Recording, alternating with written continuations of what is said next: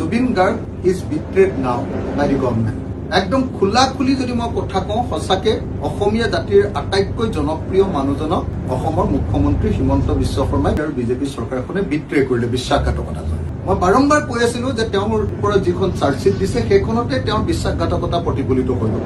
কিন্তু এতিয়াতো তেওঁ যিবিলাক কথা কৈ আছে তেওঁতো খোলা খুলিকে কৈ দিছে যে আজিৰ দিনটোত যদিহে আপোনাৰ ফাৰ্ষ্ট টেক হয় তেতিয়াহ'লে আটাইকেইজন অভিযুক্তই বেইল পাই, যে ফাৰ্ষ্ট টেক আদালত হলে বেইল পাব। তাৰমানে কি, মই যে কৈ আছিলো ইমান দিন আপোনালোকক যে অসমৰ মুখ্যমন্ত্ৰীয়ে এখন ভুৱা চাৰ্জশ্বিট দিছে আৰু জুবিন দাক যদি সঁচাকে ন্যায় দিব লাগে তেতিয়াহ'লে অতিৰিক্ত চাৰ্জশ্বিট দিব লাগিব, এই কথাটো সত্য।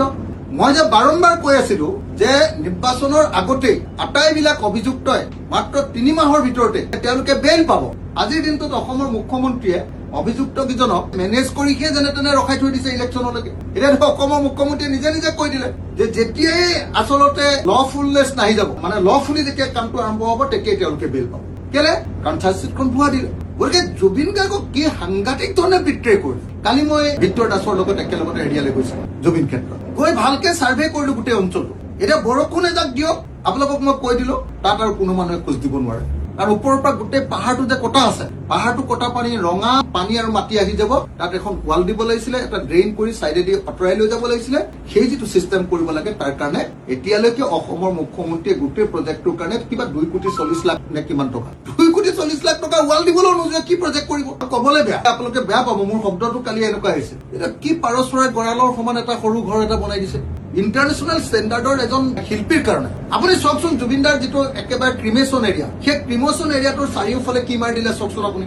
একদম মানে বন্দী হালত ৰখাৰ নিচিনাকে, আমাৰ জেইলতে তেনেকে ৰাখে। আমাৰ জেইল বিলাকত কি কৰে, মানুহক ইজনে সিজনে কথা পাতিবলৈ তেনেকুৱা এখন গ্ৰিল লগাই দিয়ে। আৰে জুবিনদাৰ ক্ষেত্ৰত বাৰু গ্ৰিল লগাই নেকি? জুবিনদাৰ ক্ষেত্ৰত ধুনীয়াকে চাৰিওফালে ধুনীয়া দামী গ্লাছ লগাই বাহিৰৰ পৰা ধুনীয়াকে ফটো মাৰিব পৰা কৰিব লাগিছিলে। একদম ক্ৰিমেটেড এৰিয়াটো, যিটো শ্মশান থলীটো তাৰমানে একদম যিটো জাগাত জ্বলাইছে, সমাধিটো তাৰমানে একদম চিকচিকীয়া কৰি ৰাখিব লাগিছিলে। এতিয়া একদম পাৰই গোটেই সাগি লৈ তাত যাব নোৱাৰি। পাৰৰ গোট জুবিনদাৰ ক্ষেত্ৰত যিমান কেইটা ঘৰ আছে নহয়, মানে সেই যে প্ৰথমতে যে জুবিনদাক ক্ৰিমেটেড কৰিবৰ কাৰণে ক্ৰিমেশ্যনৰ কাৰণে যিটো টেণ্ট কৰিছিলে সেই টেণ্টটোৱে আছে।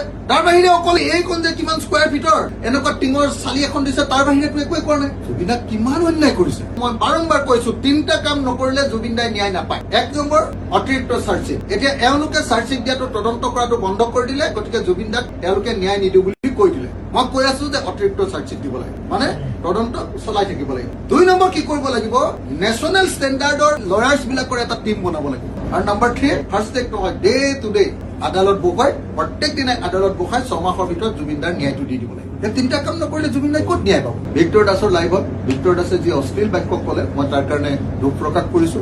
বেয়া হৈছেতো, মই তাক পিছতো গালি দি আছো, কিন্তু তাৰ পাছৰ পৰা সি শুধৰণি হৈছে। মোৰ লগত থকা তাৰ পাছৰ সময়খিনি 12 ঘণ্টামান তাৰ পাছতো আছে, 1 মিনিটৰ কাৰণে বেয়া শব্দ কোৱা নাই মোৰ আগত। মই তাক ধমকি লগাইছো। কিন্তু ভিক্টৰ দাস আমাৰ সমাজৰ এজন প্ৰতিবাদী যুৱক, অসমৰ মানুহৰ কাৰণে আন্তৰিকতা থকা যুৱক, প্ৰতিভাশালী যুৱক, ব্যক্তিত্বশালী ল'ৰা।